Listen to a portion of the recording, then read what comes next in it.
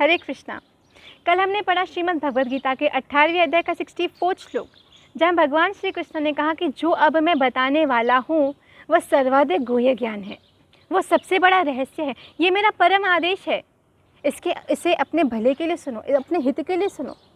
और फिर 18वें अध्याय के 65 श्लोक में कृष्ण ने क्या कहा? मन मना भव मद भक्तो मदयाजी माम नमस्कुरु मामे व्यस्यसि सत्यम ते प्रति जाने प्रियो असी में। अर्थात मेरा चिंतन करो, सदैव मेरा चिंतन करो, मेरी पूजा करो, मेरे भक्त बनो और मुझे नमस्कार करो। इस प्रकार तुम निश्चित रूप से मेरे पास आओगे। मैं तुम्हें वचन देता हूँ क्योंकि तुम मेरे परम प्रिय मित्र हो। अब हम आज पढ़ते हैं कि 18वें अध्याय के 66 श्लोक में भगवान श्री कृष्ण हमसे क्या कह रहे हैं। सर्वधर्मान् परित्याज्य माम एकम शरणं व्रज अहम त्वां सर्व पापे भयो मोक्षयिष्यामि मा शुच। अर्थात समस्त प्रकार के धर्मों का परित्याग करो और मेरी शरण में आओ, मैं समस्त पापों से तुम्हारा उद्धार कर दूंगा, डरो मत। भगवान श्री कृष्ण कह रहे हैं मेरी शरण में आओ। अगर तुम मेरी शरण में आते हो, मैं समस्त पापों से तुम्हारा उद्धार कर दूंगा, तुम्हें डरने की कोई भी ज़रूरत नहीं है। हम सबके सर पे कहीं ना कहीं पापों का बोझ तो है ही, क्योंकि हमारे जीवन में जो दुख आता है ये हमारे कर्म का फल होता है। कोई ये नहीं कह सकता कि मैं 100% सुखी हूँ, मेरे जीवन में कोई दुख नहीं है, I am perfect, I am living a perfect life. No, कभी शारीरिक दुख, कभी मानसिक दुख, कभी सामाजिक दुख, कभी पारिवारिक दुख, और नहीं तो फिर हम देख ही रहे हैं कोरोना, ये भी तो एक प्रकार का दुख ही है जो हम भोग रहे हैं, और ये भी कहीं ना कहीं हमारे अपने कर्म का ही फल है। तो कृष्ण कहते हैं कि अगर तुम मेरी शरण में आते हो, मैं समस्त पापों से तुम्हारा उद्धार कर दूंगा, तुम्हें मुक्त कर दूंगा तुम्हारे पाप कर्म के फलों से, अगर तुम मेरी शरण में आते हो। और इसके आगे कृष्ण ने एक और चीज़ कही, आइए सुनते हैं कृष्ण क्या कह रहे हैं। ये गुह्य ज्ञान अर्थात ये परम रहस्य उनको कभी न बताया जाए जो ना तो संयमी है, न एकनिष्ठ है, न भक्ति में रत है, ना ही उसे जो मुझसे द्वेष करते हैं। कृष्ण कह रहे हैं ये बात उनको कभी मत बताना जो मुझसे द्वेष करते हैं, क्योंकि जैसे ये बात उठी बहुत सारे लोग बोलते हैं कृष्ण कौन होते हैं खुद को भगवान कहने वाले। कहाँ लिखा हुआ है कि कृष्ण भगवान है? हाँ, where is it mention that Krishna is god? तो let's get back to Bhagavata Mahapurana. Bhagavata Mahapurana लिखा था गणपति बप्पा ने अपने टूटे हुए दांतों से, और कहते जा रहे थे वेदव्यास मुनि और लिखते जा रहे थे गणपति बापा।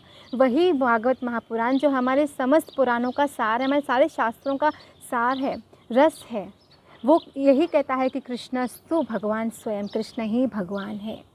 इसी भागवत महापुराण में ब्रह्मा जी की स्तुति आती है जहाँ वो कृष्ण को भगवान कहते हैं। शिव शंभु भोलेनाथ महादेव की स्तुति आती है जहाँ वो कृष्ण को भगवान कहते हैं। इंद्रदेव की स्तुति आती है जहाँ इंद्रदेव भगवान कृष्ण को भगवान कहते हैं। माँ पार्वती, माँ जगदम्बा की दशम स्कंद में स्तुति आती है जहाँ माँ पार्वती कृष्ण को ईश्वर कह के संबोधित करती हैं।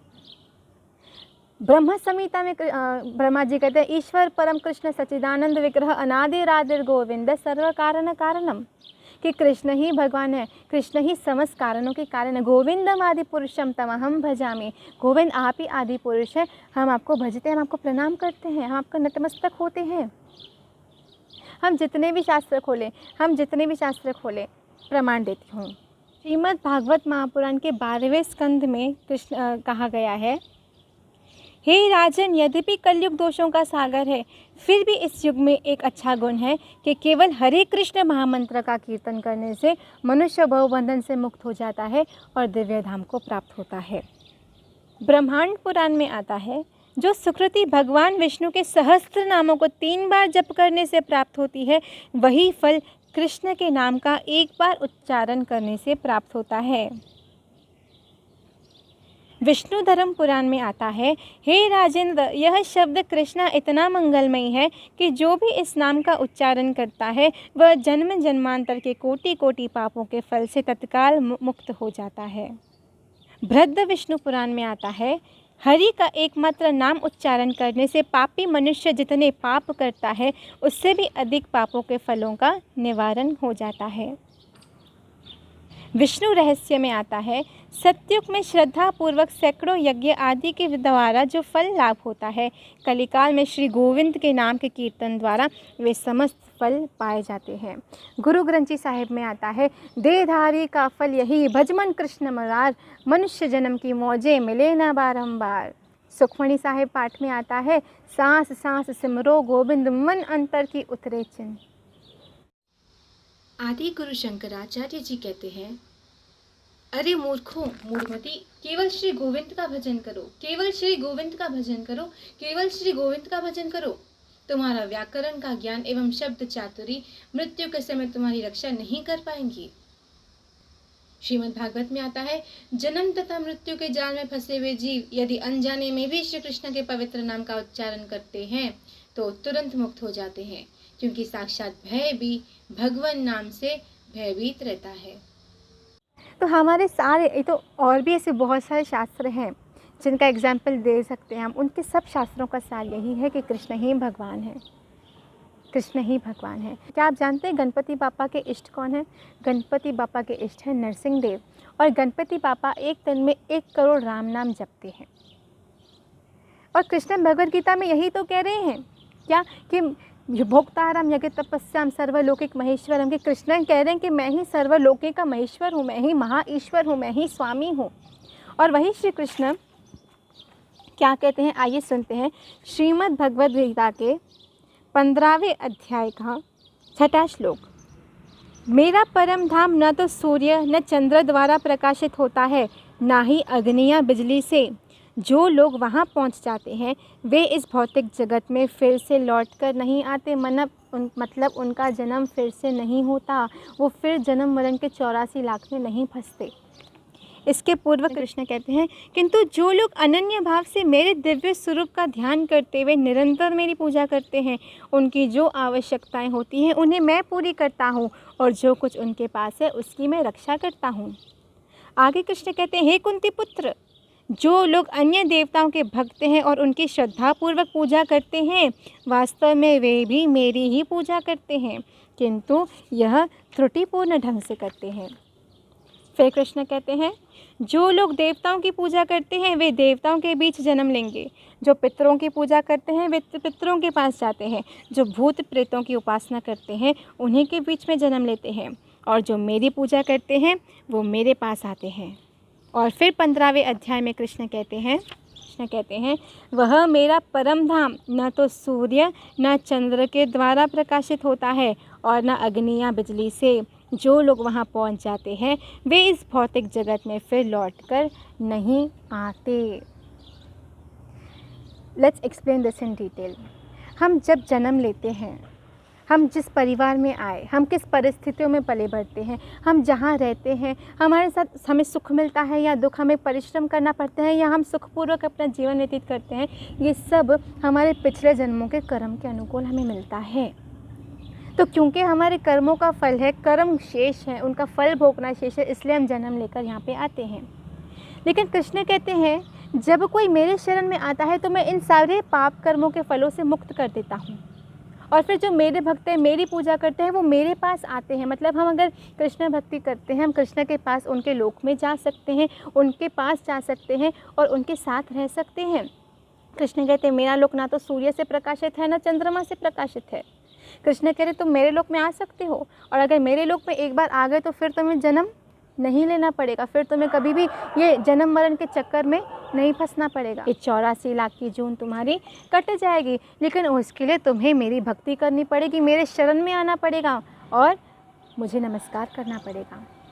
अब आगे जब हम लोग जन्म लेकर आते हैं तो हमें एक मौका मिलता है कि हम भक्ति कर कर हमारे सारे पाप कर्म के फल जो भी हैं उनसे मुक्त होकर भगवान के पास जा सकें। अब कृष्ण कह रहे हैं, कोई लोग जो देवी देवताओं की पूजा करते हैं वो देवलोक में जाएंगे, जो स्वर्ग में जाएंगे वहाँ पे देखो एग्जाम्पल, हमारे पास एक घड़ा है पानी का, तो उस घड़े में जितना पानी भरा पड़ा है, जितना हम पानी निकालते जाएंगे, एक समय ऐसा आएगा कि घड़े में से पानी ख़त्म हो जाएगा और घड़ा शून्य हो जाएगा, घड़े के अंदर कुछ भी शेष नहीं रहेगा। हमारे पुण्य कर्म वैसे होते हैं, हर घड़े में हमारे पुण्य भरे हुए हैं, वो घड़े के बदौलत हम लोग स्वर्ग के लोक में जाते हैं। स्वर्ग में जाने के बाद जब हमारा घड़ा, जैसे जैसे हमें वहाँ पे सुख मिलते हैं, जैसे जैसे हमें वहाँ पे सम्मान मिलता है, जैसे जहाँ पे हमें भोग मिलते हैं, वहाँ पे जितना हमें भोग मिलता जाता है हमारा घड़ा ख़त्म होता जाता है, और जब घड़ा ख़त्म होता है हम पुनः जन्म लेके इस मृत्यु लोक पर आते हैं। लेकिन याद रखिएगा, जैसे कर्म थे वैसा हमें फिर से वातावरण मिलेगा। अब जन्म लिया तो फिर कर्म करना है, फिर कर्म करेंगे तो फिर बंधन पड़ेगा, और ये चक्कर 84 लाख जून तक चलता रहता है। लेकिन कृष्ण कहते हैं जब कोई मेरे शरण में आ जाता है, जब कोई मेरी भक्ति करता है, तो मैं इन सब कर्मों के फल से उसे मुक्त कर दूंगा और मेरे भक्त मेरे लोक में आ जाएंगे। एक बार मेरे लोक में आ गए तो फिर उन्हें जन्म लेकर मृत्यु लोक में नहीं जाना पड़ेगा। इसके लिए कृष्ण कह रहे हैं क्या, कि हमें कृष्ण की शरण में जाना है, कृष्ण की भक्ति करनी है, क्योंकि कृष्ण की भक्ति करने से हमारे 84 लाख की जून कट जाती है। अब आप कहेंगे कि ये कृष्ण भक्ति में हम आएंगे कैसे, हमारी ये भक्ति शुरू कैसे होगी, ये भक्ति में हम लोग आगे कैसे बढ़ पाएंगे, हमारी भक्ति में प्रगति कैसे होगी और हम भक्ति में मन कैसे लगा पाएंगे, इस पे चर्चा करेंगे हम नेक्स्ट सेशन में। तब तक के लिए हमें ये संकल्प करना है, हमें मंथन करना है, इन श्लोकों को फिर से ध्यान से पढ़ना है और कृष्ण जो कह रहे हैं उसको समझना है एज इट इज़। कोई लोग अपनी मैनिपुलेशंस करके बताएंगे। देखो कृष्ण ने कहा कि कृष्ण ने 10वें अध्याय में 23वें श्लोक में कहा कि रुद्रों में मैं शिव हूँ, और विराट स्वरूप में कृष्ण ने क्या दिखाया था अर्जुन को, कृष्ण में ही सभी देवी देवताओं का वास है। तो फिर भी तो कृष्ण ने तो डायरेक्टली कह दिया कि मेरी भक्ति करने से तुम जन्म मरण से मुक्त हो सकोगे। तो कृष्ण तो डायरेक्ट वर्ड्स में सब कुछ बता रहे हैं। तो फिर कोई लोग ऐसे कहते हैं कि इसका मतलब समझाओ। अभी कृष्ण ने डायरेक्टली कह दिया है क्या, मेरी शरण में आओ मेरे भक्त बनो, डायरेक्टली कह दिया है। इसके आगे कुछ विश्लेषण है ही नहीं, इसके आगे जानने योग्य कुछ है ही नहीं। कृष्ण खुद कहा कि इसके आगे जानने योग्य कुछ भी नहीं है। तो लोग कहते हैं कृष्ण का मतलब ना ऐसे था कि कृष्ण का मतलब ऐसे था। नहीं, कृष्ण ने जब डायरेक्टली वर्ड्स में कह दिया है कि सर्वधर्मान् परित्याज्य मामेकं शरणं व्रज अहम त्वां सर्व पापे भयो मोक्षयिष्यामि मा शुचः, कि मेरी शरण में आओ समस्त धर्मों का त्याग करके, कृष्ण डायरेक्टली आज्ञा दे रहे हैं। तो इसके आगे कोई कहे कि कृष्ण का मतलब ये था, तो कृष्ण का मतलब कुछ नहीं था। कृष्ण ने अपने वर्ड्स क्लियरली गीता के माध्यम से कहे हैं कि हमें कृष्ण की शरण में जाना है, कृष्ण की भक्ति करनी है। कृष्ण ने अपनी परम आदेश, परम ज्ञान दे चुके हैं। अब इसी श्लोक पे हम फिर आगे और डिस्कस करेंगे।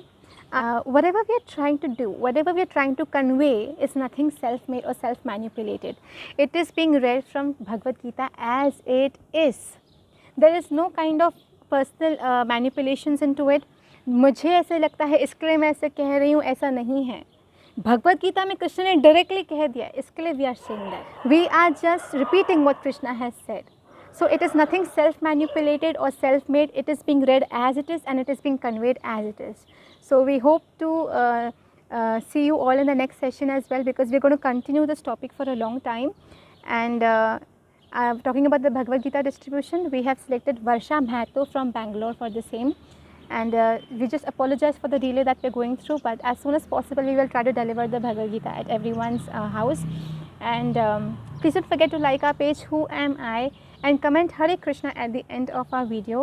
We hope to see you soon in the next session, and we're also looking forward for starting online live classes so that we all can raise our questions and talk to each other live at the same spot. So we hope to see you there at the class. We'll be sharing with you the details very soon. And till then, let's just chant, let's be happy. हम सब भजन करें और कृष्ण की शरण में जाके अपने जन्म को सफल कर सकें। हरे कृष्णा।